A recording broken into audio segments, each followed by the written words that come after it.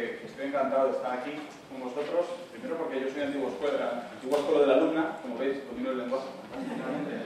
Antiguo alumno de la escuela, pero además soy antiguo alumno de ICEM, en el año 2000, cuando empezó el primer curso superior de marketing digital en ICEM, porque yo fui de los primeros conejillos de Indias que estábamos allí intentando aprender algo de hacia dónde iba todo este mundo digital, con gente del sector que nos contaban un poco pues, lo que esperábamos en aquel momento. Os podéis imaginar en el año 2000 las expectativas que había en Internet, momento pre-burbuja, era la pera limonera. Un año después estábamos todos llorando por las espinas, nuestros amigos los despedían, cerraban las compañías, pero bueno, algunos sobrevivimos, aguantamos como pudimos, nos agarramos y bueno, sobrevivimos, ¿no? No os voy a aburrir con mi perfil profesional, yo lo definiría como un culo inquieto. Soy una persona que lo que me gusta es aprender, me gustan los retos profesionales y lo que he ido haciendo a lo largo de mi vida en esas distintas compañías en las que, por las que he pasado ha sido intentar entender de qué va esto, del mundo digital y profundizar mucho, no solo en el fenómeno en sí, que muchas veces es uno de los problemas con los que nos enfrentamos, que es nos quedamos mucho en la superficie de las cosas, en el efecto más llamativo del marketing viral, del vídeo, de lo que se publica, del comentario en el blog, etcétera, sin entender realmente también cuáles son los mecanismos y las motivaciones y las barreras de los usuarios. Que al final, no nos olvidemos, esto no es más que otro medio más, un medio muy rico, un medio de medios, que dice mi amigo Juanma, y yo creo que tiene mucha razón, porque el medio digital al final es un medio muy rico, donde tiene disciplinas absolutamente que por sí solas tienen una entidad. Es un poco eso, ¿no? Yo creo que esa es una parte muy importante, y por eso cuando Enrique me invitó a participar hoy aquí, quise cambiar un poco la perspectiva. No vengo a contaros fórmulas, no vengo a contaros todo un proceso de trabajo como Isma, que es amigo mío y ex compañero, os ha contado de cómo se hace la gestión de reputación, un tema muy en boga, que es súper interesante, que es muy rico, como habéis visto, que es complejo, que tiene muchas dimensiones, tanto a nivel servicio, a nivel herramientas, a nivel gestión interna dentro de la compañía, sino que lo que vengo es a reflexionar un poco sobre el concepto este de la participación. Si algo caracteriza el mundo en el que estamos ahora mismo, todo este fenómeno 2.0, toda la evolución de digital, pero yo diría que digital desde el día 1 en que apareció, es precisamente este concepto de la participación. Yo empecé haciendo una pequeña reflexión. Aquí hablamos de marketing interactivo. ¿Y qué es esto de interactivo? ¿Cómo lo define la Real Academia de la Lengua? Bueno, lo que dice es que permite una interacción a modo de diálogo. Ya me parece bastante interesante, no se utiliza la palabra diálogo. Sin embargo, aquí ya entre el ordenador y el usuario, ¿no? Me parece como un tema muy funcional. Es como cómo diseñamos dónde hay que dar el botón para que se encienda la tele. Muy bien, me parece que se queda un poco pobre, ¿no? Porque cuando empezamos a hablar de cómo hablábamos las personas con las máquinas, yo en esta reflexión dice, pues más de 15 años de marketing interactivo, y en el comienzo pues parece que la manera de interactuar era básicamente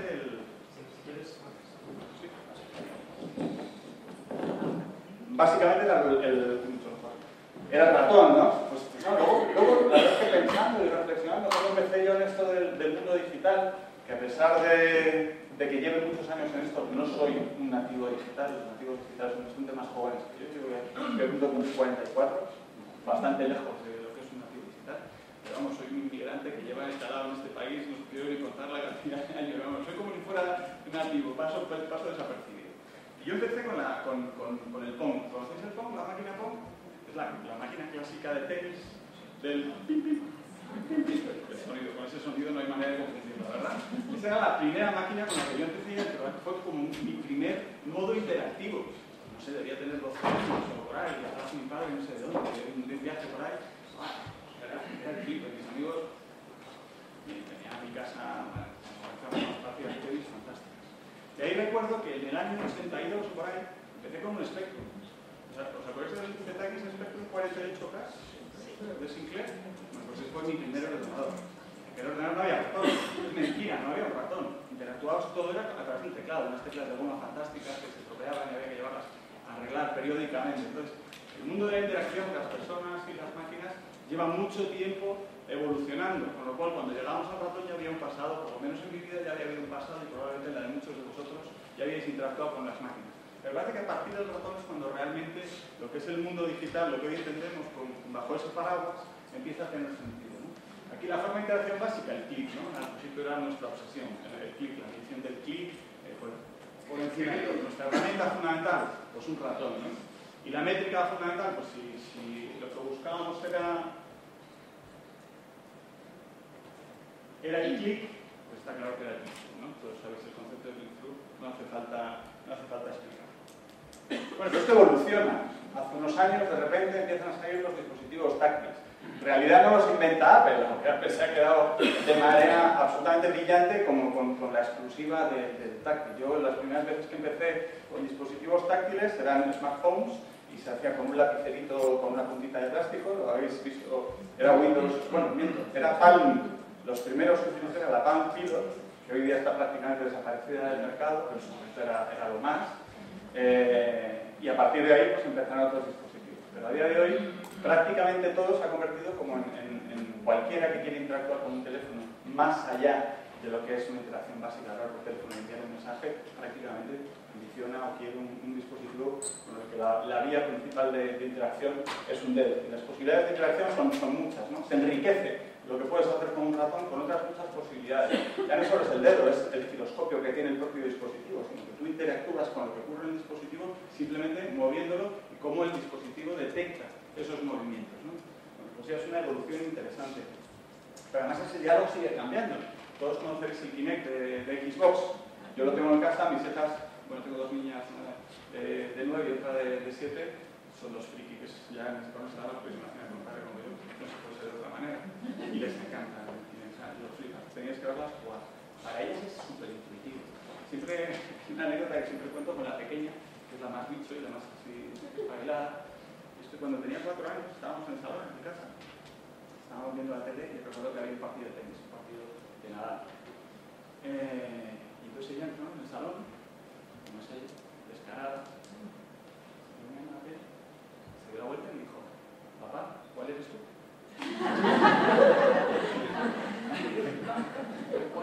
Para mi hija era tan natural que la realidad de lo que ella veía en la pantalla podía ser interactiva, porque me había visto jugar al virtual tenis unas cuantas veces, que para ella era tan natural que tú podías interactuar con una realidad como esa.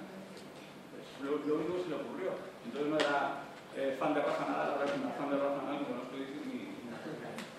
Aquí la herramienta es tu cuerpo, en realidad. La cámara reconoce tus movimientos y es espectacular. No sé si habéis jugado, pero la verdad es que es fantástico cómo han conseguido que los movimientos de tu cuerpo se identifiquen y cómo interactúas con los juegos a través simplemente de cómo te mueves. Si te agachas, si te levantas, si le das con la mano, si das una patada. Es espectacular. Bueno, pues como veis, el diálogo entre el hombre y la máquina pues ha ido evolucionando, ¿no? Y a mí se me queda corto eso de diálogo. Entonces, ¿saben esto de la participación? El concepto de participar. Bueno, pues me volví al RAE para decir qué decía, aparte que viene del latín, dicho de una persona tomar parte en algo. Esto ya empieza a ser algo mucho más interesante. Tomar parte en algo ya tiene implicaciones que son más allá de lo que es puramente una interacción hombre-máquina. Empieza a hablar de una implicación, empieza a hablar de algo que tiene un componente más emocional que puramente funcional o puramente físico. Me parece bastante interesante la utilización del concepto de participación. Bueno, yo llevo muchos años participando en cursos, dando charlas, y la verdad es que este ejemplo lo uso desde hace muchísimo tiempo. Pero es que es muy clarificado. Parece que cuando hablamos de la web 2.0, de toda esta revolución, es algo nuevo, algo que ha ocurrido desde que existe Facebook, que es un poco el referente, ¿no? Ya viene Twitter, luego viene Foursquare, pero en realidad la interacción y la participación son conceptos que llevan desde prácticamente el nacimiento de Internet. Una de las primeras páginas de e-commerce, de las más importantes, todos la conocéis, es Amazon.com. Amazon.com ha basado básicamente su estrategia y su diferenciación en la participación de los usuarios, porque el catálogo de libros, vamos a ver todo lo demás que tiene Amazon de lo que empezó inicialmente, ¿no? El catálogo de libros que podía tener Amazon era un catálogo que podíais encontrar prácticamente en cualquier otra tienda virtual que fuera similar. No ibas a encontrar un catálogo diferente. Pero precisamente lo que marcaba la diferencia cuando ibas a comprar a Amazon o te ibas a un Barnes & Noble en aquel momento es que Amazon, desde el principio, había permitido que la participación de sus propios clientes formara parte del ADN de la compañía. Y yo siempre pregunto, ¿cuántas formas de participación en Amazon conocéis? Aquí es la parte en la que se supone que vosotros participáis, ¿vale? Yo poco las dos que conoce todo Dios, ¿vale? Que son las más clásicas, que son las reseñas. Las reseñas y las valoraciones, en el fondo son dos partes de lo mismo, ¿vale? Las valoraciones son valora de 1 a 5 estrellas, mínimo nivel de esfuerzo, pero información muy interesante cuando se agrega. Y el siguiente es un nivel de esfuerzo bastante superior y un nivel de valor bastante superior. Alguien que se ha leído el libro y que entonces te hace una reflexión o una reseña con cierta profundidad sobre la lectura de ese libro. Si le ha gustado, si no le ha gustado, qué partes, que no, si es cualquier cosa. Además de esto, ¿qué más cosas se os ocurren intuitivamente que puede hacer una persona?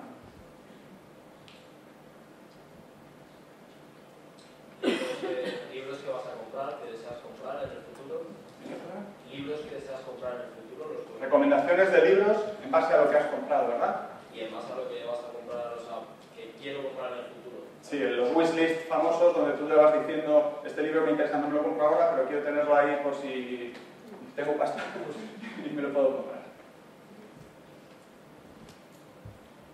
Bueno, pues veo que no estáis muy receptivos.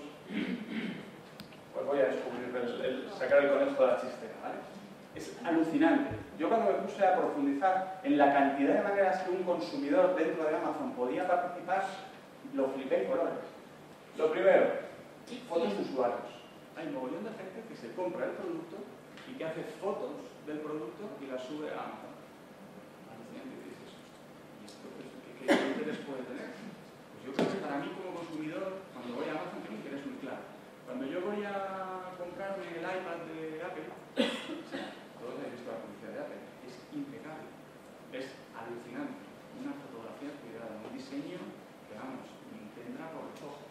Claro, cuando llega el tío el iPad y hace la foto en la manga escocesa de su cama y hace una foto real hecha con una cámara real, yo veo el producto como es de verdad. Y el tío me abre la caja y me enseña qué es lo que contiene y me permite ver el producto de una manera diferente a como me lo quiero mostrar el anunciante, que siempre es de la mejor manera del mundo, ¿no? Con lo cual me está aportando un valor. Esa información me está aportando un valor.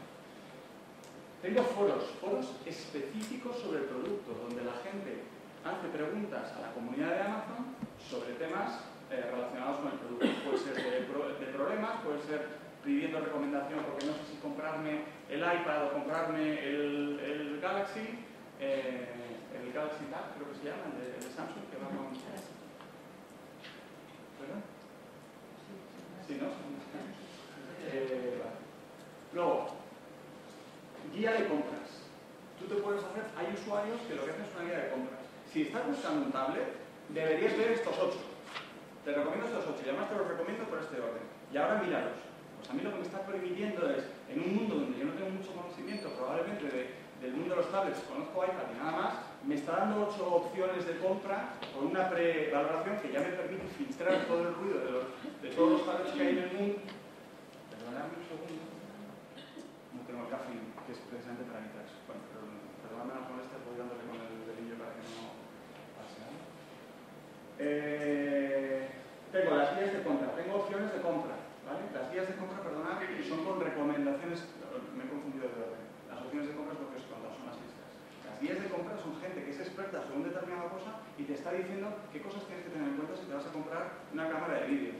¿Qué tienes que interpretar? ¿Qué es esto de la salida HDMI, VGA, miniport o lo que sea? Si lleva un zoom óptico digital, ¿y eso qué significa? Me está ayudando también a saber más sobre el producto de cara a que yo pueda hacer una decisión de compra más informada, ¿no? La recomendación cruzada, como decías tú, que es un poco en base a lo que... Eso es una inferencia, en realidad no es mi participación, pero es algo que ocurre como consecuencia de la participación. Cuando yo compro determinadas cosas y hay mucha gente que compra determinadas cosas y está interesada en otras, ellos lo que hacen es una inferencia lógica de si esta gente que ha comprado esto está interesada en esto, tú probablemente estés interesado en esto. Y eso de manera sofisticada, eso está súper simplificado, me permite descubrir nuevos productos. A mí, por ejemplo, en música durante muchos años, esa era la manera de descubrir gente que me interesaba.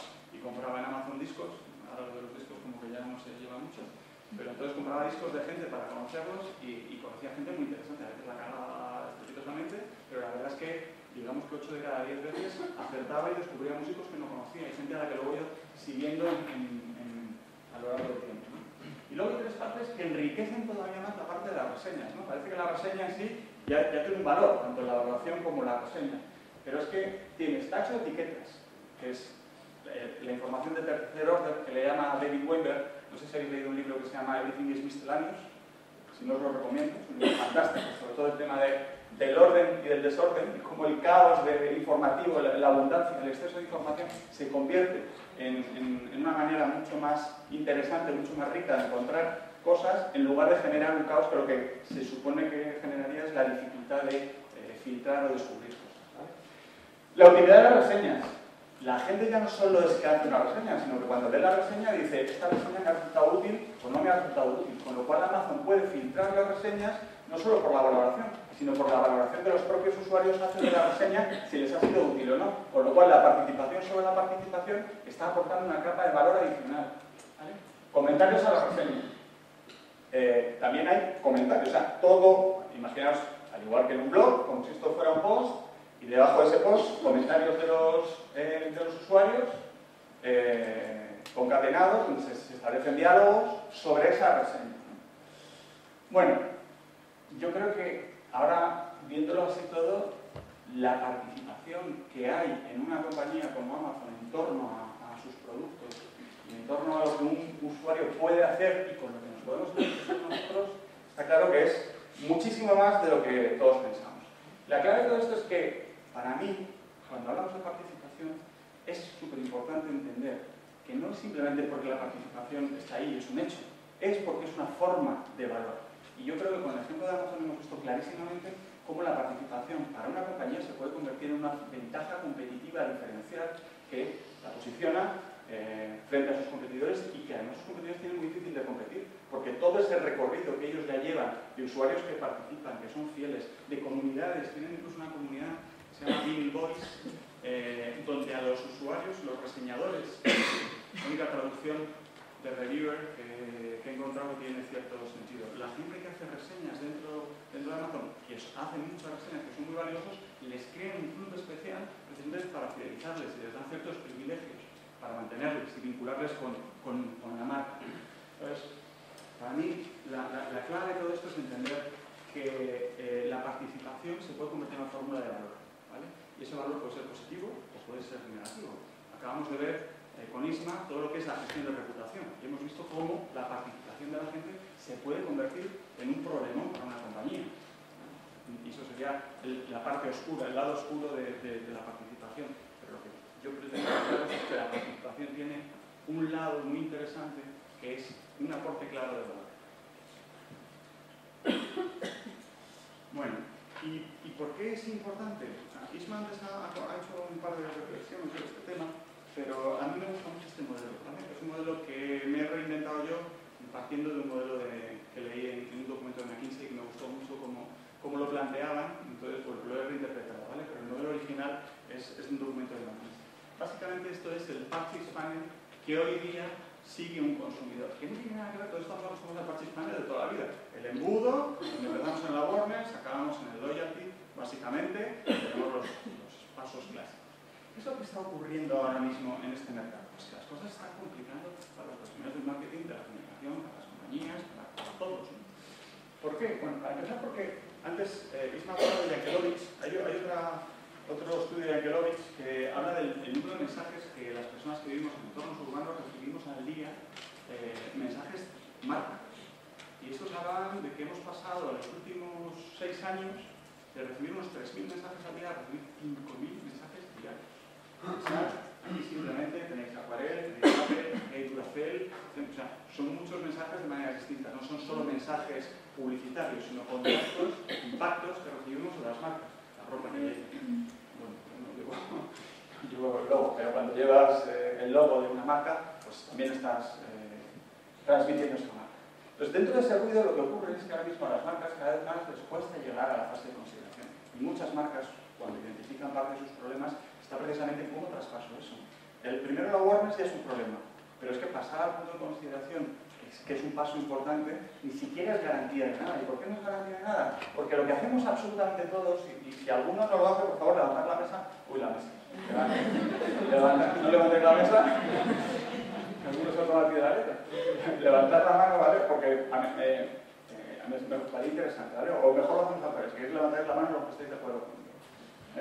Yo ahora mismo estoy mirando para mi mujer un smartphone, ¿vale? Estoy viendo los últimos modelos de HTC, el iPhone, como veis, soy Apple 100%, pero bueno, el iPhone sale caro, entonces estoy mirando otras opciones. Bueno, pues aquí han llegado ahora mismo dos marcas fundamentalmente. Bueno, Samsung, HTC y Apple. ¿Qué es lo que hago a partir de ese momento? Empiezo a hacer búsquedas para ver qué se está diciendo de sus teléfonos, qué opinión tiene la gente, si hay experiencias negativas o no. Empiezo a buscar en blogs especializados. Probablemente mando en Twitter alguna preguntita preguntando, oye, ¿qué me recomendáis? ¿El Samsung 2 que va a salir ahora, el Galaxy 2? ¿O el HTC Sensation que sale ahora? Y la gente te da su opinión. ¿Vale? Esa sería la parte más local. ¿Qué hago también? Otro punto de contacto fundamental. Una cosa que ha dicho Isma que es súper importante también es que nos tenemos que olvidar del mundo digital y del mundo convencional. O sea, los consumidores jamás han sido ni digitales ni online. Del contexto y del momento, tienen con momentos donde es mucho más importante el contacto de un determinado medio, de un determinado contexto, y otros donde es mucho más importante de otro. Y para ellos es absolutamente transversal. Solo nosotros nos hemos empeñado en crear este mundo falso de divisiones que no existen. ¿Vale?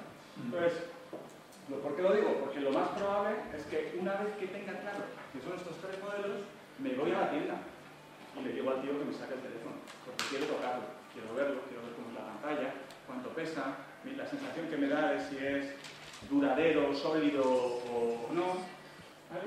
Incluso les pregunto a mis colegas, todos tenemos un colega que sabe de alguno de estos temas, todos tenemos uno que sabe de coches, todos tenemos uno que sabe de música, y es al que vas a preguntar, claro, oye, ¿tú qué me recomiendas? Y él se decía, no voy a hablar con esto a mí, como para no hacerle caso, ¿qué te has comprado este? Y le dije que hay que aguantarle cada vez que saca.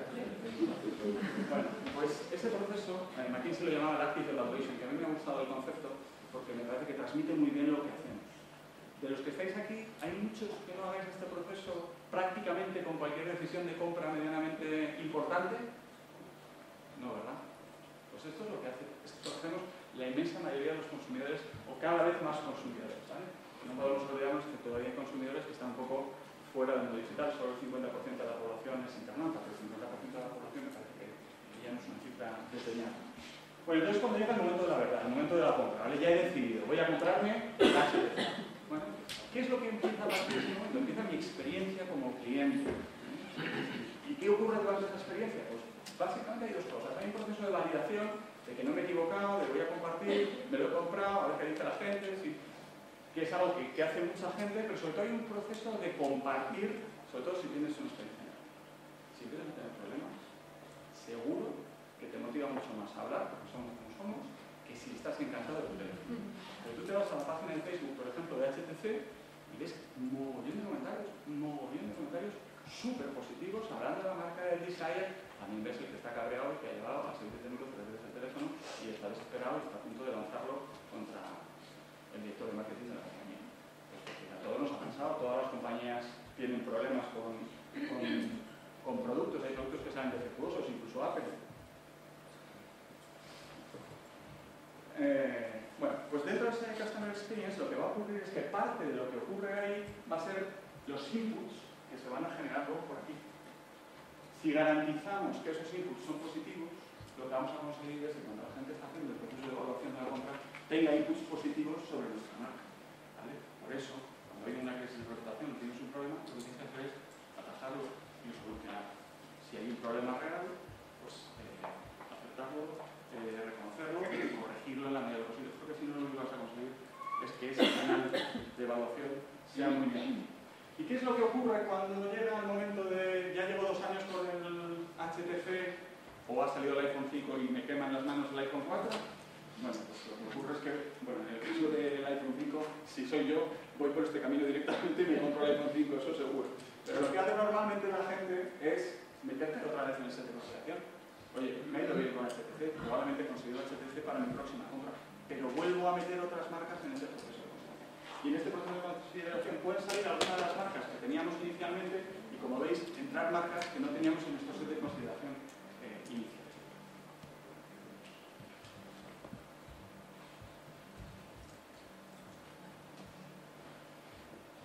Entonces, si reconocemos que que la participación es una forma de valor, vamos a empezar a ver cómo podemos conseguir participación de la que nos interesa. Hay un tipo muy interesante que es este, Dan Bricklin. Dan Bricklin fue el creador, uno de los co-creadores, pero vamos, la cabeza del diseño de la primera hoja de cálculo que se llamaba VisiCalc. Un tío brillante, un programador brillante. Y este tío hablaba, tenía un blog que se llamaba La cornucopia de los comunes, un título un tanto recalcitrante, pero muy interesante. Y esta hablaba de que había básicamente tres tipos de arquitectura de participación. La primera, lo que hacía Yahoo en los primeros tiempos, ahora lo explicaré, que es pagarle antes de pagar. Es una manera más directa, más clara, más convencional. La segunda, la Wikipedia. Conseguir que la gente lo haga voluntariamente. Conseguir que mucha gente voluntariamente esté aportando valor, esté aportando contenido, esté participando y que esa participación tenga un aporte de valor. O, el caso de Last.fm os voy a poner, conseguir que lo hagan como un efecto colateral de sus acciones. Cuando los usuarios buscan en realidad su propio beneficio, pero a través de buscar su beneficio, su participación está generando valor para toda la comunidad. ¿Vale? Y ahora os voy a explicar un poco cada caso. Bueno, el primero, cuando Yahoo era un índice, entonces no se hablaba de buscador, se hablaba de índices y buscadores. Google era un buscador, Yahoo era un índice. ¿Qué era un índice? Pues lo que tenía Yahoo era un equipo de editores que lo que hacían era recorrer Internet. Claro, Internet entonces no tenía nada que ver con Internet de ahora, millones y millones de páginas que hay ahora, y lo que hacían era seleccionar el contenido interesante y meterlo en una base de datos, y lo clasificaban por categorías, en un sistema tradicional de taxonomía. Cajones grandes, cajones pequeños, ¿vale? Por decirlo, motor, dentro del motor, motos, coches, 4x4, etcétera, etcétera. Y ellos clasificaban el contenido. ¿Qué problema tenías en su momento? Pues muy sencillo, o tú tenías la misma mentalidad que ese usuario para saber que una página iba a estar en un determinado cajón, o te iba a ser muy difícil encontrar esa información, por lo cual no era la manera óptima de buscar la información. Luego ellos crearon el buscador que buscaba sobre contenido que ellos indexaban, ¿no? Y ya resolvían parte de ese trabajo. Pero bueno, esta era la manera más fácil. Pago a gente, les formo de alguna manera para decirles cómo tienen que trabajar y ellos son los que lo hacen por mí. Bueno, pues esa es la primera etapa. La siguiente. La Wikipedia. Las multitudes generosas. Bueno, sabéis que la Wikipedia básicamente está hecho por gente que desinteresadamente, sin cobrar un duro, crea la Wikipedia. ¿Sabéis un poco cómo es el proceso de creación de la Wikipedia? Os lo cuento que merece la pena, es bastante curioso. Jimmy Wales, que es uno de los fundadores, bueno, el fundador, el más conocido, en su momento, después de haberse forrado en el momento.com, tenía un montón de pasta y decidió que quería crear la gran enciclopedia online. Y entonces se planteó hacer un proyecto muy parecido a cómo se crea una enciclopedia. ¿Cómo se han creado las enciclopedias en toda la vida? Pues yo lo que tengo es un grupo de expertos que saben de distintas disciplinas y que empiezan a crear artículos. ¿Y ellos qué pensaron? Que esto lo podían soportar con la colaboración de estudiantes. Esto era como un comité asesor que lo que hacía era filtrar, corregir, etc. Y entonces los artículos, a medida que iban pasando ese flujo, se iban publicando. Entonces ni siquiera se llamaba la Wikipedia, se llamaba la Nupedia. ¿Qué es lo que ocurrió con la Nupedia? Pues que un año después, creo que habían publicado 150 artículos. Y Wells dijo, esto no funciona, esto no tiene ningún sentido. Entonces se fue al comité de expertos que tenía contratado y dijo, chicos, tenemos que cambiarlo. Lo que tenemos que hacer es dejar esto abierto y que cualquiera pueda, y que sea la propia comunidad la que filtre el contenido. Te puedes imaginar que en una comunidad tradicional que lleva 150 años haciendo las enciclopedias de la misma manera, además que van a saber estos brigadillos, si aquí el experto soy yo, que soy el que más sabe de esto del mundo mundial de la biología, bueno, pues se pusieron en contra. Entonces Jimmy Wales lo que dijo es, perfecto, dejo la Nupedia y monto la Wikipedia. Sabéis que wiki es una palabra hawaiana que significa rápido. Ya veis un poco lo que tenía en la cabeza cuando lo creo. ¿Vale? Entonces, ¿cómo se crea un artículo en la Wikipedia? Es bastante curioso. Comienza con lo que ellos llaman un start, no sé cómo se pronuncia, ¿vale? Que es simplemente una primera llamada de atención a la comunidad. ¿Qué es lo que ocurre? Alguien dice, ha ido a la Wikipedia, ha buscado algo, creo que estamos hablando de la evolución de la Wikipedia, hoy día vas a la Wikipedia, es raro que no encuentres un artículo que exista con mejor o peor contenido editorial, ¿vale? Pero al principio la gente decía, coño, no hay, perdón, recorcholis. No hay un artículo del asfalto, pues debería haber un artículo del asfalto, ¿vale? Entonces alguien ponía asfalto y ponía un párrafo. El asfalto es un material que se utiliza para la construcción de carreteras y otros no sé qué, que es negro y huele mal. pero tal cual, podía ser perfectamente. Esa primera llamada lo que hacía era que la comunidad de Wikipedia fuera alguien que sabía algo más de eso y aportaba un trocito de contenido más.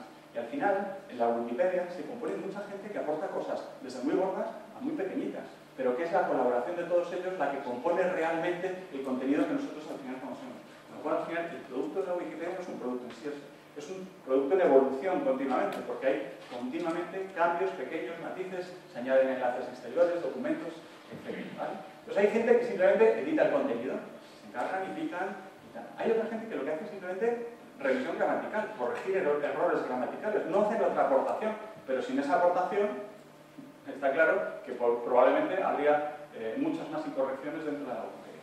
Y otra gente que lo únicamente que incorporan son enlaces de interés. Como veis, al final no es que haya un experto que hace el artículo, sino que es la composición de varios expertos aportando contenido y cómo eso va fluyendo y va creciendo y se van generando divergencias y un probable artículo que empezaba como uno se acaba dividiendo en dos porque tiene sentido y cómo la aportación de pequeñas aportaciones, valga la redundancia, va enriqueciendo y va creando la Wikipedia. Luego entraremos en por qué este proceso también es así. Y por último, las TCM. Me da igual, aquí generalmente hace años lo que ponía era el ejemplo de Napster o de cualquier red P2P, para que me entendáis. Pero me parece que las TCM ejemplifica muy bien. ¿Conocéis todos las TCM? Spotify lo conocéis todos, ¿no? Las TCM es parecido a Spotify, no es lo mismo. Tú al final lo que tienes es la capacidad de hacer una emisora de radio a la medida de tus preferencias. Tú le pones un artista y en el momento te compone una emisora de radio con artistas parecidos. De una manera muy parecida a las recomendaciones de Amazon, porque lo que hace las TCM es cuando tú escuchas tu iPod, tiene un sistema que se llama scrolling, que lo que va haciendo es leer lo que escuchas. Y entonces va haciendo asociaciones entre gente que escucha determinada cosa, le gusta esta otra, a mucha gente que escucha eso, le gusta esto, con lo cual probablemente a ti también te gusta. Y entonces te acaba creando una emisora de radio que yo me despreocupo. Le pongo sabes que todos los días estamos de un mood especial para el tema de la música. Hoy me apetece tranquilo, quiero marcha a tope, hoy quiero escuchar a mi artista favorito, Van Morrison en mi caso. Y tienes ahí Van Morrison en el Bueno, pues las TCM lo que hace es precisamente eso. Y eso lo hace gracias a la participación de la gente. Porque lo que la gente empieza a hacer cuando escucha es, esta canción es un coñazo, la paso. Ese acto, que es absolutamente egoísta, es, no me gusta esta canción, no quiero oírla, no es, voy a hacer una aportación a la comunidad de las TCM para que sepan que esta canción es un rollo macabeo. No. Pero si mucha gente que le gusta a un determinado artista no le gusta esa canción, el sistema va reaprendiendo y con la participación de cada persona se va enriqueciendo. Con lo cual, al final, el valor para toda la comunidad de las TCM se incrementa sin que realmente los usuarios estén buscando hacer una aportación, sino con un acto absolutamente egoísta, pero su acto egoísta aporta valor en términos de participación a toda la comunidad. Este señor, Eric Costello, es uno de los fundadores de Flickr. ¿Vale? Y leí unas declaraciones suyas en una presentación de Jiri Enstrom que me gustaron mucho y las he querido incluir aquí. Dice, la primera vez que lanzamos Flickr, en realidad era una aplicación Flash que fundamentalmente era un entorno de chat con una capacidad para compartir en tiempo real fotos. ¿Vale?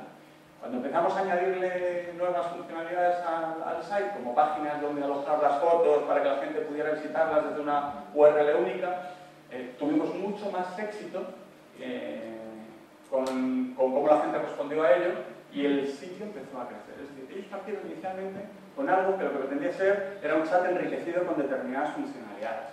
¿Qué es lo que empieza a ocurrir? A los usuarios les interesa más las funcionalidades que son colaterales que el servicio en sí. Yo aquí siempre digo que hay dos modos de actuación. Y cada vez me doy más decirlo, porque yo antes era muy pro Google, pero tengo que reconocer que en los últimos años he ido cambiando de postura. Y convivo con ellos de manera, digamos, cordial, pero ya no les quiero poner más. Y a Microsoft tampoco le quiero comunicaría. No, tenemos que encontrar una cuestión intermedia entre los dos. El lado de Microsoft es, no, tenemos que conseguir que los usuarios hablen en el chat, porque es que es la función de esto, hemos diseñado esto para que la gente hable en el chat. El lado Google es, aprende y reinvéntate, adáptate. Pues lo que hace, lo que hizo Flickr en ese momento es, oye, pues el chat no tiene interés, pero esto sí, empecemos a meterles más funcionalidades para que los que han los usuarios lo puedan hacer de mejor manera, tengan más posibilidades, más capacidades para hacer eso. Y esa es la manera en la que empezaron a enriquecer Flickr y como Flickr evoluciona. Y esa es una de las condiciones fundamentales de todo este mundo. aprender de lo que la gente dice, aprender de lo que la gente hace. Porque al final los usuarios con su participación, aunque sea simplemente en el uso de nuestro site, simplemente en la analítica web, nos están dando un montón de información sobre los contenidos que les interesan, dónde encuentran un problema en la navegación en nuestro site, dónde pierden el interés y los estamos perdiendo, están saliendo de la página. Y su participación de distintas maneras nos está dando mucha información. Vale, ¿cuál es la realidad cuando hablamos de participación? Me he hartado de decir esto a clientes, incluso a agencias creativas. Cuando hablamos de una participación, si no profundizamos un poco en las cosas, nos quedamos con el fenómeno nada más. Y el fenómeno es guay, ¿no? Todos estamos subiendo vídeos a YouTube.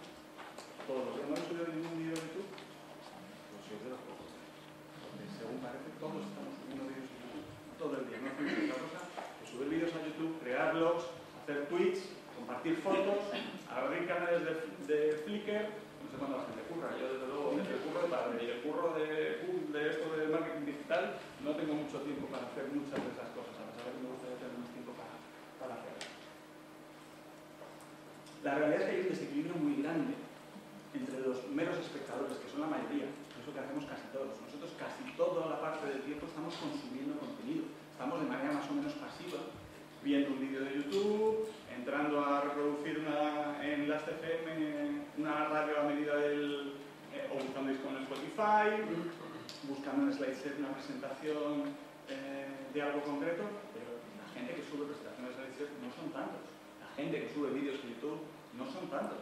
Es cierto que está cambiando mucho las cosas y que hay una generación que empieza a tener de manera mucho más natural todas esas cosas, pero hay mucha gente que no sabe ni cómo hacerlo. La inmensa mayoría de la gente no sabe cómo se sube un vídeo de YouTube, no tiene ni idea. Y utiliza YouTube como la nueva televisión. De hecho, si habéis visto YouTube, la evolución que está haciendo, los experimentos que está haciendo, es para lo que se llama el consumo lean back, el consumo como la tele clásica. Siempre hemos dicho que Internet era un medio de lean forward, echado hacia adelante, así en la pantalla, y la PD de lean back, ¿no? Echar para atrás con tomando la distancia, que es una analogía que yo creo que dice bastante, ¿no? Bueno, pues la realidad es esa. Y si os fijáis, los creadores, cuando Forrester saca la famosa escalera de Social Technographics que habéis visto 1000 veces, lo que hace precisamente es ponderar los distintos tipos de participación y darle pesos a cada uno de ellos. Y te das cuenta que en activos hay mucha gente que ni siquiera es consumidora en medios sociales de los contenidos. No obstante, si pensáis en Facebook, creo que anda por 13 millones de usuarios únicos en un panorama de 20 millones de usuarios en Internet. Pues hay mucha gente que no entra en Facebook todavía, aunque el fenómeno es espectacular, ¿vale?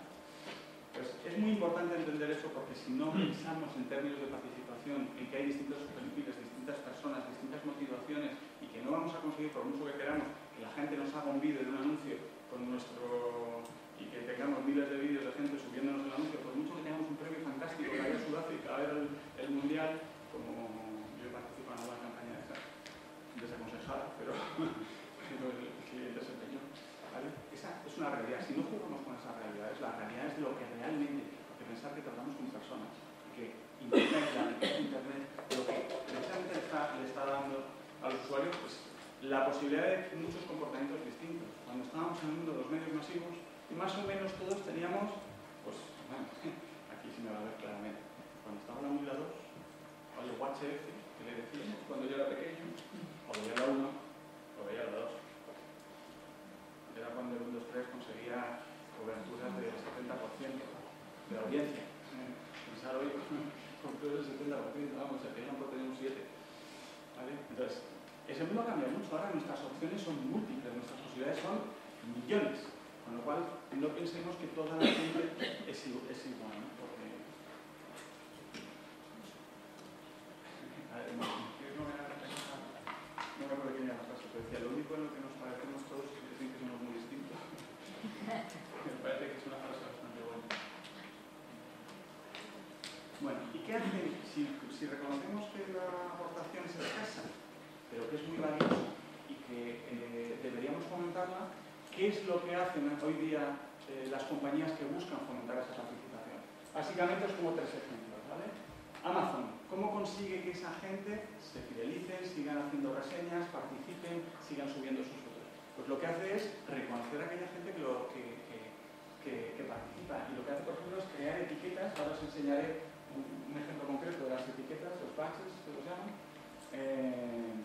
con distintas categorías, donde al final te ponen como el top 1, el top 100, el top 500, el top 1000, ¿vale? Y es que estás entre los 1000 mejores reseñadores de Amazon. Y lo pone al lado de tu nombre cuando tú ves una reseña donde aparece tu nombre. Es una forma de reconocimiento, en el fondo está reconociendo mi labor, pero además lo está haciendo público, está permitiendo, como que yo, persona que estoy entre los 1000 reseñadores de Amazon, venga al canal de uno que vamos, haya hecho una chapa, una camiseta o cualquier cosa, ¿vale? En Delicious, ¿qué le interesa a Delicious? ¿Delicious? ¿Conocéis todos Delicious? ¿No?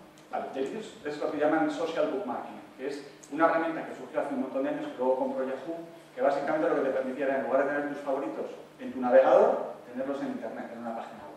¿Y qué era lo que permitía a su vez? De nuevo, esta es una fórmula de nuevo de el efecto colateral de nuestros actos, de manera egoísta, aportan valor a la comunidad. ¿Por qué? Porque al final lo que la gente compartía eran cosas que les molaban y las clasificaban, de manera que a mí me ayudaban a descubrir contenido interesante. Pero ellos en realidad no estaban intentando aportarle a la comunidad, estaban destacando lo que a ellos les había llamado la atención. Pero a través de compartir y de que la plataforma lo agregara todo, para mí Delicious tenía un valor y sigue teniendo a día de hoy bastante importante. Y luego, ¿qué hace la Wikipedia? Pues la Wikipedia, para que os hagáis una idea, solo el 3% de los usuarios de Wikipedia son usuarios muy activos colaborando con la Wikipedia, para que veáis un poco las escalas de lo que estamos hablando, ¿vale? En términos de gente.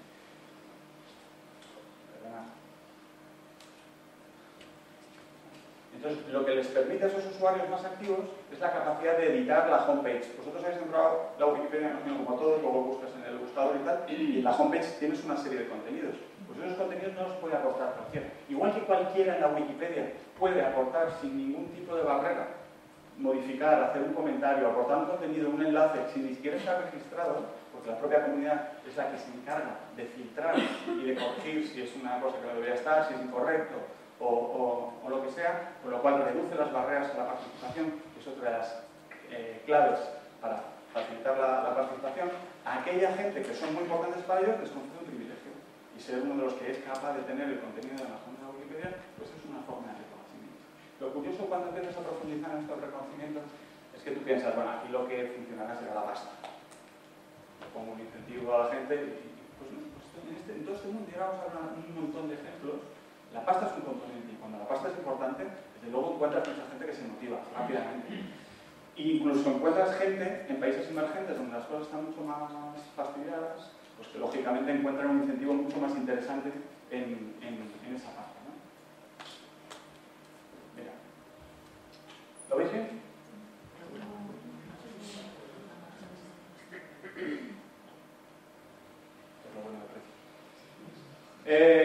Ahí veis las distintas etiquetas, ¿vale? Real name. Simplemente real name es una etiqueta que reconoce que el nombre con el que has hecho la reseña es real, es tu nombre real, y simplemente porque es el mismo de tu tarjeta de crédito. Es tan sencillo como eso. Pero eso ya es un componente de que no es que el que dice que es y que está haciendo un comentario es quien dice ser, no es otro. Tenéis Fanboys, que os acordáis que os lo decía yo antes, que es esa comunidad especial de usuarios. Tenéis, aquí, ¿lo veis arriba? El top 1, el top 10, el top 50, el top 500, el top 1000, ¿vale? Y luego no solo hace eso, sino que hace un ranking público con la foto del usuario, con un enlace, y si os dais cuenta está tanto toda su participación, el total de reseñas que ha hecho, el total de votos de gente que ha pensado que sus reseñas eran útiles para informarse del producto, ¿vale? Y el porcentaje de lo que me ayuda, ¿vale? Entonces, en base a esos criterios, les está dando ya no solo la visibilidad dentro de lo que es la reseña con la etiqueta del reconocimiento, sino que tiene un ranking donde tienes toda esa información y está dándole esa visibilidad a esa gente. Y eso funciona mucho mejor que el dinero en muchos de los casos. Vamos a ver más casos. Bueno, otra forma de fomentar la participación. Si hemos dicho que somos vagos, bueno, no lo hemos dicho, pero somos vagos, los usuarios somos vagos, tendremos que hacer cosas sencillitas. Cuando ya se nos pide rellena un formulario, ya empieza el modo pereza, ¿no? A ver cuántos campos. Bueno, son 3, venga, por 3 campos, ¿cuántos son 12? Uf, no me interesa tanto como para rellenar 12 campos, ¿no? Bueno, ese es simplemente un ejemplo. Pero hay algo que es parte de nuestro comportamiento como personas dentro de esa vaguería y de esa inmediatez en lo que buscamos, ¿vale? Y es este es la prueba definitiva. Ventana típica en proceso de instalación. Esta es de Windows 98. ¿Qué hacéis en este paso? No te he oído, pero el gesto es siguiente. Es lo que hacemos todos. Botón de siguiente. No lees lo que te piden, ni nada. Vas a las opciones que te vienen por defecto. Y eso es parte de nuestro comportamiento, es nuestra manera intuitiva de hacer las cosas. Porque lo que quiero es terminar el proceso, porque lo que quiero es instalar el programa y utilizarlo. No me preocupo. ¿Quién entiende vosotros? Bueno, algún abogado igual se ve por aquí, que se haya leído las condiciones legales. ¿Sabéis que el otro día acepté las nuevas condiciones legales de la tienda de iTunes? ¿Sabéis cuántas páginas son? 97 páginas. Ya leí todas. Os podéis imaginar, de la primera a la última. Si queréis saber algo sobre la tienda de iTunes, soy vuestra persona. Vamos, ni de coña. O sea, ni de coña. Me leí las 3 primeras líneas y le di a aceptar porque quería descargarme la aplicación. Bueno, entonces, ¿qué hace Flickr, por ejemplo? Si tú lo que quieres es fomentar ese valor que para ti, pero como los usuarios no buscan ellos voluntariamente aportarte ese valor, ¿cómo puedes fomentarlo? Pues si los usuarios tienen este comportamiento, ¿qué es lo que hace Flickr? Cada vez que tú intentas subir una foto a Flickr, por defecto, en la configuración de privacidad, viene público. ¿Lo veis ahí abajo? ¿Quién se molesta en cambiar eso? Los histéricos de la privacidad, o porque son unas fotos que son de una fiesta, no sé qué, que no quieres que la vean más que la gente de la fiesta, o algo de ese tipo, o algo íntimo porque son tus hijas y no te apetece que haya fotos públicas de tus hijas, entonces cuando le pones un plus de consideración al tema de la privacidad, si no, lo tienes en cuenta, ¿vale? Entonces, la inmensa mayoría de la gente lo hace. Este proceso por defecto, en el que ni siquiera nos fijamos, es lo que hace que Flickr tenga un montón de fotos y que para nosotros Flickr, buscar imágenes dentro de Flickr, sea un valor, porque al final tengo fotos de todo el mundo, de todos los tipos de cosas que te puedas imaginar. La gente está buscando crear una base de datos, la base de datos más grande de fotos, como la Wikipedia. No, están queriendo subir sus fotos, pero a través de este comportamiento Flickr fomenta que eso sea público, con lo cual el valor para toda la comunidad de Flickr sea mayor y para cada usuario consigue su objetivo en cualquier caso, ¿no? Y siempre tiene las posibilidades de cambiar. Bueno, y esto es, por ejemplo, Flickr, si haces una búsqueda de incendio. ¿Vale? Bueno, ¿qué ejemplo pongo? Bueno, simplemente hice una búsqueda y empiezas a tener fotos de un montón de, evidentemente muchas son de la propia escuela, lógicamente, pero de usuarios que han participado en cursos y han subido fotos de amigos. Entonces al final tienes la capacidad de cualquier cosa en el mundo. Me acuerdo de un caso que leí en un libro fantástico, que también os recomiendo, que es de Clay Shirky, el que queráis. Hay dos, el que queráis. Ha publicado uno hace poco que se llama Cognitive Surplus, fantástico, y el anterior, Here Comes Everybody, bestial, buenísimo todos. Yo os lo recomiendo. Y él hablaba de un caso que era el desfile de las sirenas, le llaman, en Nueva York.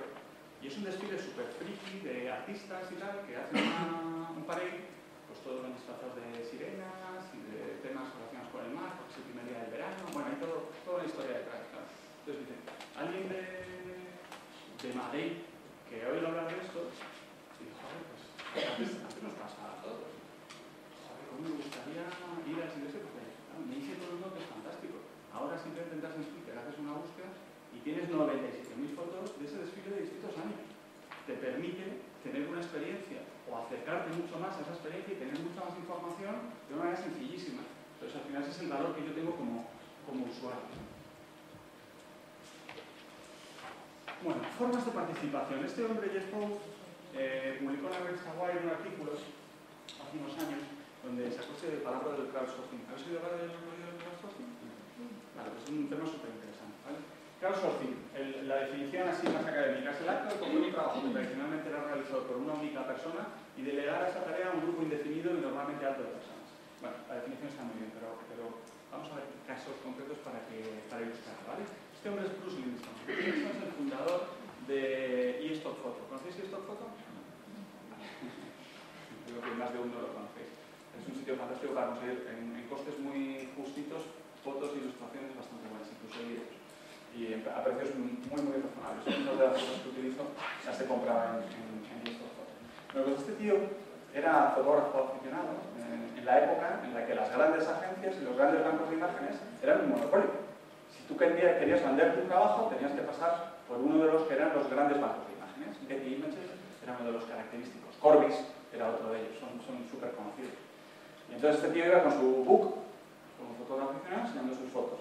Iba a las agencias, iba a los bancos de imagen y no conseguía que nadie le comprara sus fotos. Entonces ya llegó un momento que se hartó y dijo, mira, pues la voy a publicar en internet. Se juntó con otros amigos fotógrafos y dijo, vamos a publicar en internet. Oye, si alguien nos las compra, pues genial. Esa pequeña iniciativa de alguien que se enfrenta a un reto como ese y que busca una solución creativa gracias a lo que internet nos permite, pues crea eStock Photo.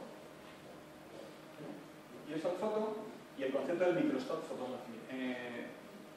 Por oposición a lo que es los grandes stocks de fotografía de las grandes bancos de imágenes. Bueno, pues llega un momento en el que empieza a ser tan importante que empiezan a crecer fotógrafos que aportan porque ven una manera de dar una salida comercial a sus fotos que de otra manera no tendrían, sin ningún esfuerzo. Oye, yo subo mis fotos. Si alguien me compra una foto, pues eso que me llevo. ¿Que me saco $300 al mes? Me saco $300 al mes. Bueno, hay casos de gente, me acuerdo, que leí un caso de un estudiante de medicina. En Estados Unidos sabéis que la universidad es carísima y tal. Y este tío se pagaba a la universidad haciendo fotos y vendiendo fotos en eStock Photos. Se sacaba $6.000 al mes a través de vender sus fotos a través de eStock. Esto evidentemente es la larga cola. Muy pocos que venden mucho y un montón de pocos que venden poco. O sea, perdón, un montón de ellos que venden poco. Pero este tío, y a mí me hacía gracia porque le preguntaban, bueno, entonces cuidado de la medicina como que, ¿para qué? No, es que yo quiero ser médico, pero esto me está permitiendo estudiar la carrera. Yo cuando termine la carrera dejaré esto de seguir haciendo fotos porque es una afición, pero no me voy a dedicar a esto, ¿no? Un tío bastante. Bueno, ¿qué es lo que ocurre entonces? Getty, el famoso banco que os decía, empiezan a vender menos fotografías. Empieza a tener que bajar precios de las fotografías, empieza a haber una competencia muy fuerte porque mucha gente no necesitaba pagar para hacer un proyecto además con derechos reservados, que solo lo podías utilizar en una ocasión. Aquí son royalty free. Tú compras la foto y la usas tantas veces como quieras. Vas a hacer un proyecto, una presentación, lo que quieras. Ya es para ti, para... Bueno, hay varios conceptos porque ahora ha ido evolucionando con los años, ¿no? ¿Qué es lo que ocurre al final? Que Getty empieza a bajar el valor de sus acciones en la bolsa, pues los resultados van a ganar, mientras que estas fotos no tienen más que crecer. ¿Y qué hacen? ¿Qué os imagináis que hicieran? ¿El ministro pasa por aquí? ¿Cuánto quiere el cheque? Que compraron, no es muy gracioso, el ministro es un motero, rockabilly, es un personaje súper curioso. Y hay una anécdota del proceso este que el tío se tatuó el logo de Getty en el brazo y le mandó una foto al dueño de Getty diciéndole no me hagas tener que tatuarme otro nombre en el brazo, el tío con dos. No se entendemos. Bueno, ¿qué pasó al final? Pues a pesar de que Getty compró eStock y que eso le sirvió para algo, realmente ese mundo en el que había vivido esta gente con fotógrafos muy buenos, profesionales, con fotos de altísima calidad que se vendían carísimas, cada vez que querías utilizarla, pues no fue suficiente. Hace poco, hace un par de años, tuvieron que venderse a un edificio malos. Bueno, el caso arquetípico de todo este concepto es la evolución y la creación de Linux. Todos conocéis Linux, habréis oído hablar del sistema operativo que utilizan montones de servidores hoy día en Internet. Pues ese sistema empieza con ese Stub, que es la mascota de Linux, es el logo de Linux, y ese es Linus Torvalds. Linus, no sé si cogéis ya un poco dónde va la cosa. Linus Torvalds, que fue el que creó inicialmente Linux, porque Linux luego es un producto de la participación de muchísimos programadores de todo el mundo, ¿vale? Entonces, este hombre consiguió datos de un estudio que encontré por internet de tendencias en términos de la gente que iba a incorporar. Fijaros la cantidad de gente que dice que en los próximos 5 años piensa incorporar Linux versus la gente que dice Unix o la gente que dice Windows, los tres principales sistemas operativos de servidores web. Es alucinante.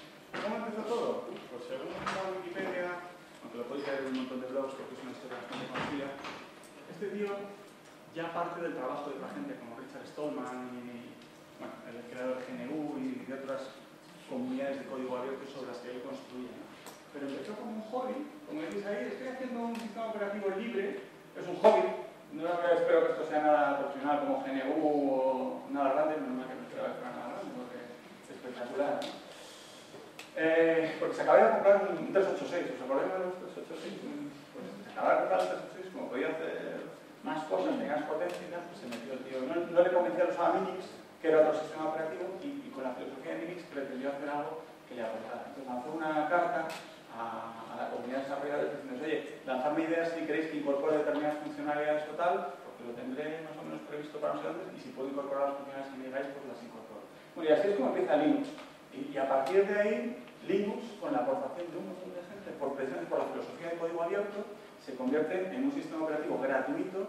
Ahora hay versión gratuita y de pago, pero vamos, lo tienes gratuito, que ha crecido gracias a la participación de un montón de desarrolladores.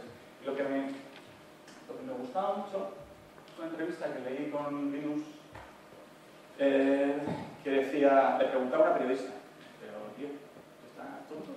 Si Microsoft hace un montón de pasta con esto, ¿cómo es que tú estás dedicando tanto tiempo de tu vida, tantas horas de tu vida a hacer algo como esto, que no te estás reportando absolutamente nada en términos de pasta? No puedo entenderlo, para un americano es un concepto difícil de asimilar, ¿no?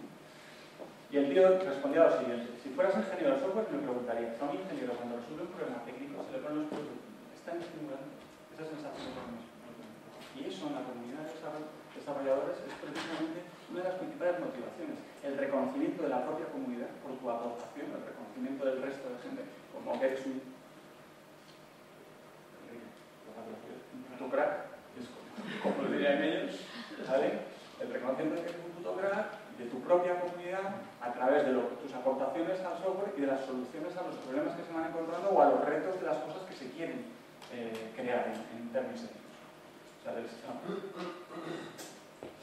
Vale, voy a poner otro caso bastante interesante. Este lo leí en el libro que os he comentado, uno de los libros, el último de Clay Shit, y me pareció genial. Vale. Esta mujer es una activista que tenía un blog, y entonces cuando en el año 2007 hay un cambio de gobierno en Kenia, empieza a haber un conflicto tremendo entre el saliente y el entrante, y entre la población, o sea, el que no quiere salir por decirlo de alguna manera y el que en teoría le ha elegido el pueblo y tiene que entrar. Y lo que empieza a ver, pues imagínate, los conflictos que hay en África, unas salvajadas, muertes, asesinatos, violencia por todas las calles. Y ella empieza en su blog, a título personal, tenía Kenia Pundit, creo que se llamaba el blog, empieza a publicar sobre lo que está ocurriendo, la violencia, empieza a pedirle a la gente que le manden testimonios de los actos de violencia que vean. Entonces la gente empieza a enviarle un montón, fotos, comentarios, dónde están ocurriendo en cada momento, y ella intenta recoger todo eso en su blog y dar salida. Llega un momento en que se da cuenta que ella sola no puede dar lugar no puede dar salida a toda esa información. Y entonces lanza un reto en su propio blog y dos desarrolladores le cogen el guante y deciden montar Usagi. Y entonces Usagi lo que es una plataforma de código abierto donde lo que han creado es una inmensa base de datos donde tú puedes subir información, geolocalizarla, y estaba pensada inicialmente para desgracias naturales como la que ocurrió en Haití, que de hecho hubo usando esta plataforma pues información sobre las víctimas, sobre lo que se iba descubriendo, etcétera, etcétera. ¿Vale? Pero mejor que contároslo yo, os voy a dejar que os lo cuenten ellos. In 2008, Ushahidi kept Kenyans current on vital information and provided invaluable assistance to those providing relief. It was deployed in the Democratic Republic of Congo to monitor unrest. Al Jazeera used it to track violence in Gaza.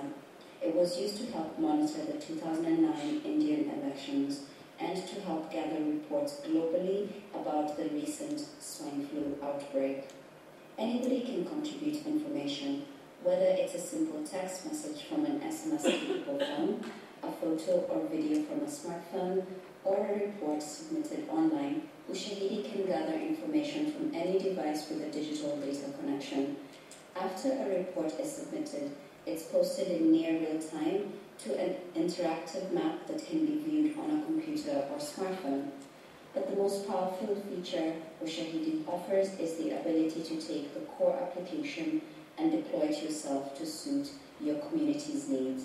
Since Ushahidi is open source, anyone can improve the service in any way they see fit. Our growing community of developers are constantly at work improving Ushahidi to bring it to as many people as possible, including working to bring native applications to today's most popular mobile devices. With Ushahidi, it's easier than ever to get critical and timely information to those that need it most on a platform that almost anybody can use. That's Ushahidi. Acciones en situaciones y en países donde hay circunstancias tan jodidas como la que se vivió en aquel momento en Kenia, o cuando el desastre de Haití, o en Congo, bueno, me da igual, cualquiera de esos casos. Me parece un caso que a mí particularmente me gusta mucho.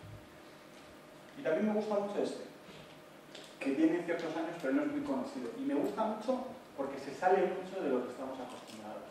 Es un territorio en el que no pensaríamos jamás que todo este mundo de la participación, internet, el open source, tuviera sentido. Minería de oro.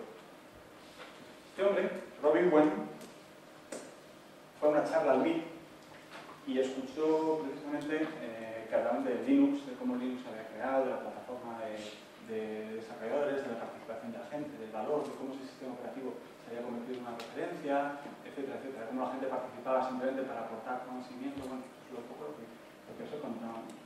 Y a este tío le acababan de meter un marrón de 3 pares de narices. Su firma, que era una firma de estas que compran compañías que están jodidas para intentar revalorizarlas y luego venderlas más caras y sacar una plusvalía, pero les importa poco en ese proceso las consecuencias que hay para las personas, para en general, ¿no? Pues le meten en un embolado de estos con una mina de oro que llevaba años perdiendo dinero sin encontrar yacimientos nuevos de oro. El tío, ¿qué hago? ¿Cómo las ingenio? Y dice, oye, ¿si hago lo mismo que han hecho estos de Linux? ¿Lanzo una plataforma donde le planteo a la gente que nos den ideas de participación, o sea, de nuevos yacimientos? Comparto con ellos toda la información de nuestras explotaciones históricas, una información que de toda la vida ha sido absolutamente privada y súper importante, súper delicada. Era un tipo de información que jamás se compartía. Toda la información geológica de la explotación histórica también. Bueno, te puedes imaginar internamente todos los temas del mundo, pero te dejo. Yo lo hago. Bueno, pues ahora utilizan ese log, ese claim, la compañía con el coste más bajo de producción con onza de oro. Y gracias a las plataformas de participación. ¿Cómo lo hicieron? Crearon una plataforma, lanzaron un reto, aquí había un incentivo económico para que la gente participara, y la riqueza de esto es que gente de muchas perspectivas, de muchas formaciones, de experiencias completamente distintas, de procedencias geográficas completamente distintas, empezaban a aportar soluciones. Soluciones, algunas de ellas se habían planteado, incluso se habían intentado explotar en el yacimiento anteriormente, pero muchas que ni siquiera se habían planteado. ¿Cuál fue el resultado? El resultado que descubrieron, pues aproximadamente que el 50% de las propuestas que tuvieron encontraron yacimientos de oro. Evidentemente, no todos con la misma importancia, con el mismo volumen de oro, pero lo que consiguió fue refutar completamente la compañía. Vi un gráfico en la bolsa y es que es así, es espectacular. Y a través de invitar a gente absolutamente variadita a que te ofrezcan algo impensable. ¿Y por qué ocurre esto? Espero que iba a comer con Isma. Ya no voy a comer con Isma, pero bueno. Entonces, este concepto le dan una vuelta y en lugar de llamarlo crowdsource, le llaman crowdcasting, ¿vale? Es el emitir tú un reto, un mensaje a la comunidad abierta de gente para que participe en esa plataforma aportándote soluciones, ideas, etc. ¿Vale? Voy a poner un caso muy concreto, muy reciente y muy mío, que sea algo más terrenal. Nosotros, como os ha dicho Enrique, hemos creado Ideonomía hace nada, en marzo, ¿vale? Y una de las cosas que tenemos que hacer es nuestra identidad corporativa, lógicamente. Bueno, pues hay dos comunidades, se llaman 99 Designs y CrowdSpring, están surgiendo otras, pero esas son las más conocidas, ¿vale? Donde lo que tienes es una plataforma que agrega diseñadores de todo el mundo, a los que tú les puedes lanzar la posibilidad de que te haga tu logo. Y la gente se apunta o no. ¿vale? ¿Qué haces tú? Perseguir a los que parece que te gusta su trabajo para invitarles a que participen con lo que hicimos nosotros. Nos dimos de alta, pusimos un premio, en este caso, si no recuerdo mal, eran $800. $800 por toda la identidad corporativa. No sé cuántas identidades corporativas habéis hecho por $800, pero vamos, yo poquitas. Y lanzamos el reto. ¿Cuál es el resultado? 171 propuestas distintas. Cuando normalmente trabajas con una agencia concreta que te hace 2, 3, y si le pides que no te gusta ninguna, igual te hace una cuarta. 171 propuestas distintas. ¿Vale? Evidentemente no son 171 completamente distintas. Algunas son versiones, algunas son interpretaciones, pero bueno, tú le ibas diciendo tú le mantenías un diálogo con los diseñadores y ibas diciendo como que no te has acercado mucho, no me gusta mucho este estilo, lo quiero más tipográfico. Tú ibas dando feedback a la comunidad leía lo que tú le estabas contando y iban replanteando y iban haciendo. ¿Vale? Pues ese logo que veis ahí arriba, que veis ahí abajo, es nuestro logo. Lo hemos hecho Denis, un tío de Singapur. Un diseñador de Singapur. No es un chavalín que se maneja con el Photoshop de la vaca que tiene gusto, no, un tío de Singapur. Pues es un tío de Singapur. No os podéis imaginar qué profesionalidad, qué seriedad, cómo se entregó todos los materiales, con las versiones absolutamente todos los logos en reverso, sobre fondo blanco, en transparente, blanco sobre negro, negro sobre blanco. O sea, todas las opciones, en todos los formatos editables. Además luego le pedimos alguna otra cosilla para la plantilla de PowerPoint, típica y tal. Fantástico. 800. Yo no llevo nada de crowdfunding, parece que no llevo comisión. Bueno, pues todo esto también tiene un lado oscuro. Si igual que la gente se organiza para hacer aportaciones de valor y tú puedes incluso provocarles o pretender provocarles para que participen, hay otra versión de esto que le llaman el crowdhacking, ¿vale? Y crowdhacking, pues ahí tenéis un poco la definición, ¿no? En ocasiones los individuos se organizan para encontrar una manera de desviar los resultados de la sabiduría de los multitudes. La sabiduría de los multitudes es una traducción así un poco cutre de un libro que escribió James Surowiecki, que se llama The Wisdom of Crowds, que es otro libro también fantástico para leer. Como veis, me gusta leer lectura entretenida, etc. Y os voy a poner muy contento, ¿vale? Conocéis, me imagino, esta película, El Caballero Oscuro, ¿no? La primera peli, la peli tuvo muchísimo ruido, primero porque el actor australiano Hugh Ledger, creo que se llama, Ledger, pues Heath Ledger es este que sabéis que se suicidó luego. Bueno, la película tuvo un montón de ruido. Ya había habido la de Batman Begins anteriormente, del mismo director, que había generado mucho, en los fans de Batman, mucho ruido, y claro, los fans de Batman tienen otra, además de ser fans de Batman, tienen otra característica que son unos fricazos de cuidado, pero de cuidado. O sea, el mundo del cómic, el mundo del friquismo, soy aficionado al cómic, y bueno, la gente dice que soy. Pero bueno, déjenme por ahí. Están bastante unidos, ¿vale? Entonces, ¿qué es lo que ocurrió? La gente se une y se plantean un reto. Empieza la gente a hablar en foros, no sé qué. Tenemos que conseguir que en IMDb, ¿conocéis IMDb? Internet Movie Database, es el sitio de referencia sobre cine. Tienes toda la base de actores, de pelis, de todo. Y los tíos dicen, tenemos que conseguir que en IMDb El Caballero Oscuro sea la primera película en las mejores películas de la historia del cine. Por encima del Padrino, que era la que entonces y ha vuelto luego a ser, ¿no? Pues ¿qué hace esta gente? Esta gente además son frikis, conocen los sistemas, saben cómo funciona, entonces se unen todos ellos, se organizan para conseguir que 160.000 personas, casi 170, ¿cuántos vienen ahí? Que no lo veo, ¿no? 185.000 personas. Estamos diciendo, que miren, 10.000 fans en Facebook. Lo que he conseguido, ¿no? 185.000 tíos se unen para coger y dan votaciones mínimas a las películas que están en las primeras posiciones y votaciones máximas a Batman. Entonces consiguen que en un periodo de tiempo, eso se va haciendo por medias, entonces van bajando las puntuaciones de las películas históricas y sube la ley. Y consiguen en un mes que The Dark Knight sea la primera película dentro de Internet Movie Database. Esto es un ejemplo, hay muchísimos ejemplos, hay muchos ejemplos un poco más perniciosos, pero a mí este me gusta, me parece que es muy, no sé, que ejemplifica muy bien las motivaciones de la gente y lo que es capaz la gente, que te sorprende muchas veces para conseguir algo que quieren, ¿no? Porque luego las multitudes, su participación también, aquí realmente no hay una maldad detrás, están intentando cambiar nada más que una fricada, pero esto también puede ocurrir en otros territorios donde no... Otro caso. ¿Conocéis el caso del premio de Netflix? Vale. Netflix tenía un problema, y el problema era su recomendador. El recomendador es un algoritmo matemático, que es muy parecido a lo que hablábamos antes de Amazon. En función de las pelis que tú alquilas, bueno, Netflix empezó en su momento, ahora está en el mundo del streaming, pero empezó siendo un videoclub online. Tú te apuntabas, decías las pelis que querías ver, pagabas una cuota de suscripción por 1, 2 o 3 pelis, y entonces a ti te enviaban por correo las pelis. Cuando tú habías visto la peli, la podías tener el tiempo que quisieras, no había gastos de retrasos, retrasos en el videoclub. Cuando habías visto, la devolvías y ellos te enviaban otra de la lista que tú habías visto lo que querías ver. Y así era continuo. Bueno, pues estos tíos se dan cuenta que para ellos mejorar un 10% el recomendador puede hacer que en lugar de 2 de cada 3 películas acertemos, o sea, en lugar de 1 de cada 3 sean 2 de cada 3.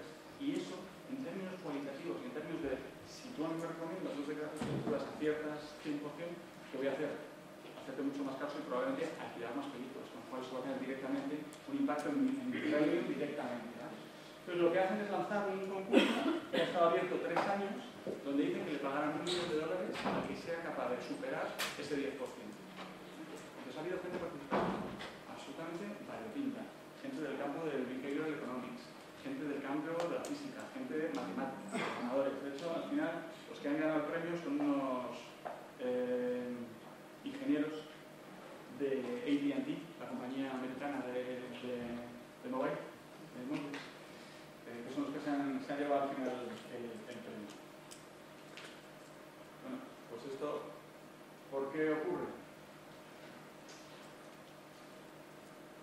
Ocurre fundamentalmente por este dilema. Tú dirás, joder, si yo soy AT&T, tengo los mejores ingenieros de telecomunicaciones del mundo, tengo los mejores ingenieros informativos del mundo, o Netflix, o tengo un equipo de desarrollo de la pero ¿por qué no soy yo capaz de hacer ese 10%? ¿Por qué no soy capaz de superar ese 10%? ¿Vale? Pues hay una teoría que dice que es la teoría del triunfo de la diversidad sobre la habilidad. Y lo que dice esta teoría es lo siguiente. Cuando tú tratas con círculos de gente que tienen formaciones muy similares, por ejemplo, un grupo de ingenieros telecos que trabajan juntos, que son del mismo sector y que llevan varios años en el mismo sector. Empezaron en Telefónica, luego se han ido a Orange y ahora están en Vodafone, por ejemplo, ¿vale? Y más o menos estudiaron pues, en las universidades que hay en la Autónoma, en la Complutense. Cuando tú tienes ese tipo de gente, esa gente al final se parecen mucho entre sí. Han tenido una vida bastante similar, tienen aficiones muy parecidas, tienen una formación muy similar, los entornos en los que se han educado son muy cercanos, son muy parecidos, con lo cual al final su capacidad para tener pensamientos distintos está más limitada que cuando lo que tienes es diversidad de género. Y de hecho, en el caso este, que os voy a enseñar, Innocenti es otra plataforma que hace un poco lo mismo. Y aquí hay compañías, grandes compañías de gran consumo que lanzan retos a la comunidad donde les dicen oye, tengo este problema. Internamente he sido capaz de llegar a este proceso hasta aquí, pero no soy capaz de superar esta fase. Si alguien es capaz de superarlo, estoy dispuesto a pagar. Entonces aquí tienes gente súper curiosa. Aquí tienes gente, yo leía un caso de un tío que era un químico jubilado, que había trabajado para multinacionales químicas toda su vida y que luego en su casa se aburría. Y su pasión era la química. Entonces tenía un laboratorio montado en casa y él pues le producía mucha satisfacción el poder seguir planteándose este tipo de retos en lo que para él era su mayor pasión, ¿no? Que era el mundo de la química. Bueno, pues ese tío, por ejemplo, era uno de los problem solvers, que se llaman, los solucionadores de problemas. Hay gente que busca soluciones y gente que quiere retos para resolver problemas. Y esta comunidad lo que pretende es poner en común unos a otros. Cuando al final hubo un estudio que hizo el BIT sobre esta comunidad y lo que se mostraba al final era que más o menos 1 de cada 3 problemas se resolvían dentro de la comunidad. Y lo curioso era que la solución, la persona que solucionaba el problema, normalmente estaba bastante lejos en su especialidad de lo que en teoría era la especialidad que tenía sentido para eso. Porque muchos de los problemas no estaban ahí, sino que estaban en cosas colaterales que no tenían una relación directa con el desarrollo, por ejemplo. No me acuerdo ahora mismo del caso, pero incluso en el electricista, que era un tema, no lo voy a contar mal, pero esto como los chistes cuando no te lo acuerdas bien y la vas a estropear. Y lo que está ocurriendo también en este territorio es, ese libro lo podéis descargar, también es que empieza a surgir otro tipo de categorías, ¿no? Pues antes hablamos del Denis este. Denis este es diseñador, es un freelance, está por su cuenta, no trabaja en ninguna gran agencia, pero es un tío que trabaja con unos estándares de calidad que son absolutamente profesionales, ¿no? La RAE nos dice que un profesional es la persona que ejerce su profesión con relevante capacidad y aplicación. Y ahora lo que tenemos cada vez más amateurs que trabajan bajo estándares de calidad profesional. Y esto le está afectando, esto está ocurriendo por varias cuestiones. Primero, tenemos un montón de facilitadores. A ver, acceso a la información. Jamás hemos tenido tanto acceso a la información. Jamás hemos tenido tanto acceso a cursos online o a expertos online que están compartiendo técnicas de fotografía, cómo montar y desmontar un ordenador, cómo desbloquear tu iPhone, yo qué sé, cualquier cosa que se os ocurra. Es que podéis buscar lo que queráis y vais a encontrar seguro un vídeo en YouTube, un post en un blog absolutamente detallado para hacer cualquier cosa, incluso sin tener conocimientos técnicos avanzados de nada. Empieza a haber comunidades profesionales de conocimiento específico, comunidades de fotógrafos profesionales que comparten conocimientos y donde gente que se está formando en fotografía puede ir a hacerles preguntas concretas. ¿Has probado con un flash de rebote de tipo no sé qué? Pues prueba la marca no sé cuánto. Entonces son comunidades que al final se están aportando los unos a los otros, se están enriqueciendo del conocimiento de gente que sabe mucho y que es generosa con ese conocimiento y que está dispuesto a compartirlo. Luego, las plataformas lo que facilitan también son los mecanismos de cooperación y de contacto entre las personas. Antes era mucho más complicado. O tenías un amigo que sabía de eso, tú le llamabas al chispas y te arreglaba lo que fuera, o no tenías la posibilidad de acceder a tantísima gente que sea experta en tantas cosas diferentes, ¿no? Que sabe mucho. Evidentemente, el acceso a la tecnología. ¿Quién no tiene hoy día un ordenador? Bueno, evidentemente. Quiero decir, en un caso como el nuestro. Algunos todavía hay gente que no tiene ordenador, pero vamos, la inmensa mayoría de la gente no es un problema de dinero. Los órdenes hoy día por 300 euros tienes un ordenador decente.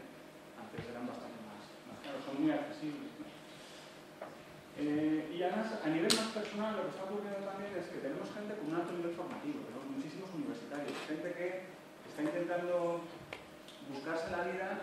Bueno, ahora en estos momentos tenemos gente que está, francamente, todavía intentando buscarse la vida, ya no porque estén trabajando en algo que no es lo suyo, sino porque no tienen ni siquiera trabajo, ¿no? Entonces, es gente con mucho nivel formativo que además la tendencia del mercado laboral nos ha llevado hacia una hiperespecialización de tareas, donde al final tú acabas haciendo una disciplina con mucha verticalización, pero con poca transversalidad, con lo cual acabas incluso un poco frustrado de hacer siempre lo mismo, de estar muy encasillado, etc. Y no tener muchas posibilidades, ¿no? Y al final esa falta de adecuación de lo que tú has hecho, incluso con lo que estás haciendo al final, abogados que trabajan de marqueteros que trabajan de, no, yo qué sé, hay de todo eso. Lo que produce también es frustración en la gente. Entonces hay una parte de la motivación de cosas que son tu pasión. Yo estudio biología porque me apasiona, o yo, pues eso, vendes. A mí es que lo que me gusta es el diseño. ¿Por qué no puedo? Voy a ver si a través de esta plataforma consigo hacer un modo de vida y llegar a un montón de mercado mucho más amplio de gente que está buscando diseñadores y yo puedo dar respuesta a eso en lugar de salir a la calle a buscar un mercado. Tengo un mercado universal, todo el mundo puede ofrecerme trabajo, ¿sabes? No tengo que renunciar a nada.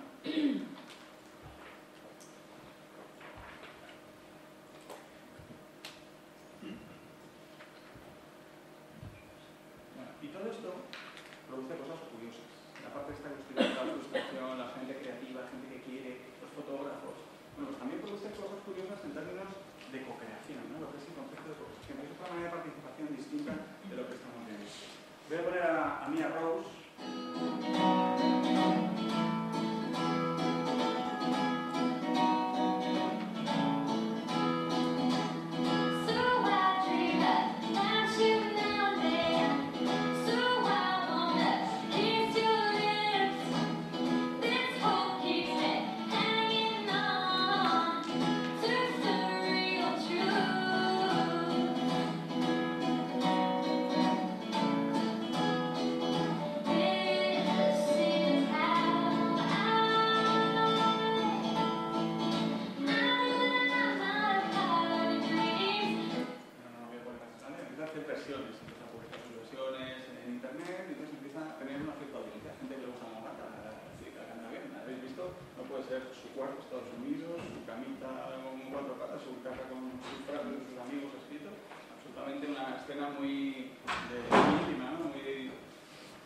Bueno, pues esta chica presenta su primera canción, la primera canción que ha hecho ella, creada por ella. ¿Y qué es lo que ocurre? Que le empieza a gustar a un montón de gente. Entonces hay un montón de gente que de manera espontánea, hay una serie de gente que de manera espontánea dicen, joder, quiero aportar a esta canción. ¿Y qué ocurre?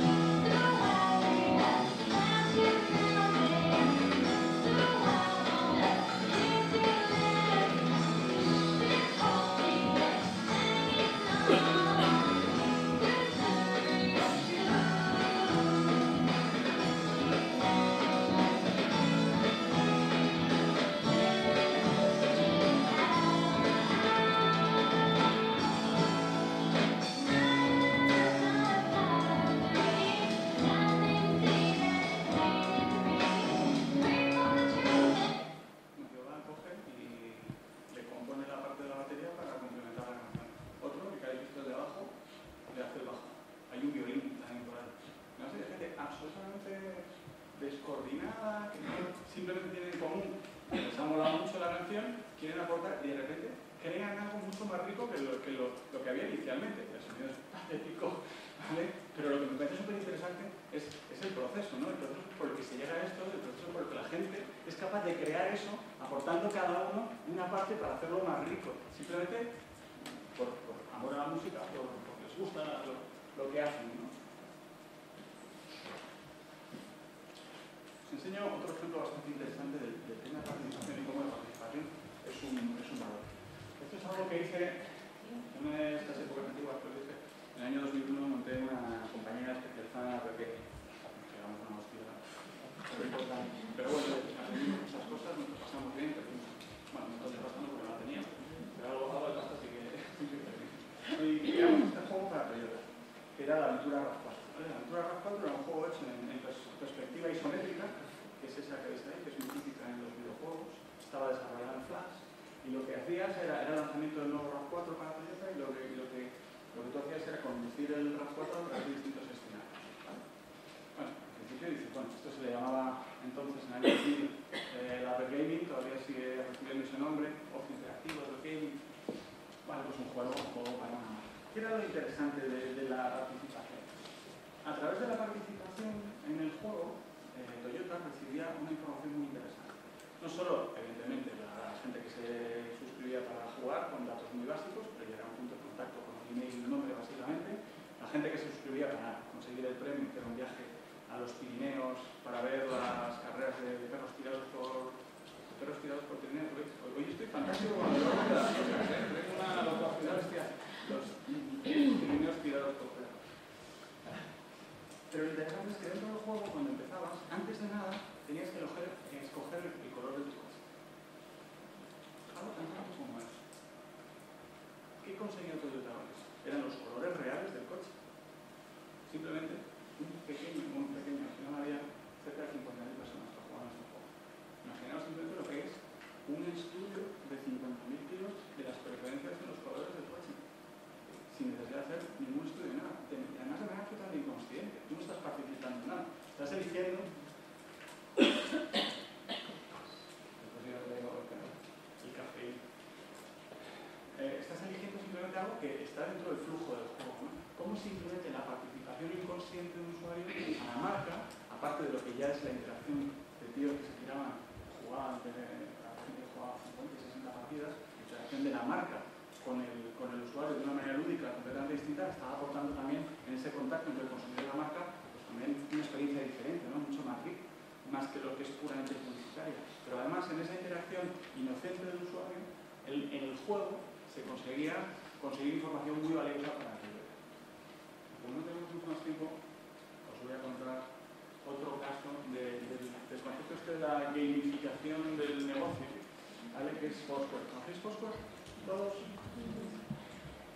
¿Sí? Entonces, sabéis de qué va. Todos conocéis las etiquetas de Foursquare, ¿vale? ¿Sabéis por qué las etiquetas por qué se diseñó el tema de las etiquetas? Está absolutamente dentro de lo que hemos hablado. ¿Os acordáis del sistema de reconocimiento? Es una tontería, pero son pequeñas formas de reconocimiento que te incitan a dos cosas. Una, te hacen un reconocimiento cuando consigues ciertos objetivos, por ejemplo, pensar en la apartado de gimnasio. Has hecho 10 check-ins en los últimos 30 días en el gimnasio. Para alguien que tiene un problema de es que no consigues, que no me motivo, cuando te dan la etiqueta, porque has sido 10 días, te sientes el tío más orgulloso del mundo. Has conseguido la etiqueta del gimnasio. Antes no. Pues son pequeñas tonterías. Pero Dennis Troll, el fundador del Foursquare, cuando hablaba de, evidentemente, como hemos dicho, las cosas comienzan con una intención y luego van evolucionando y van cambiando, ¿no?